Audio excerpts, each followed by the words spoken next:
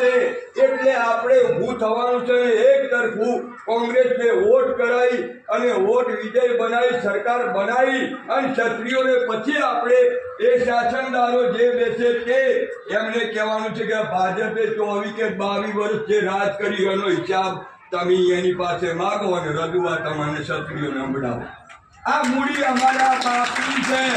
560 હોય કે 62 હોય આ દેશની પડદા હાથુએ રાજાએ દોન આપી દીધું અને તમે હાથે પગે થઈ ગયા। કોઈ બાપુના ઘેર વહવાયું ગમે તે આવે તો લઈ જાય, બધું લઈ જાય। ભિખારી આવે તે આવે, ભગવાન આવે, તો ક્ષત્રિય બાપડો થયો નથી અને થાય નહીં। પણ જે ક્ષત્રિય છે એ શકમાં આવશે સનાતન ધર્મના રક્ષણ માટે। આ નકળંગના બધા દોનૈયાનો દળ થાય તમને કહું। આ આગમવાણી છે। જો જાગી જાજો, જાગા જેવો યુગ છે પરમારો।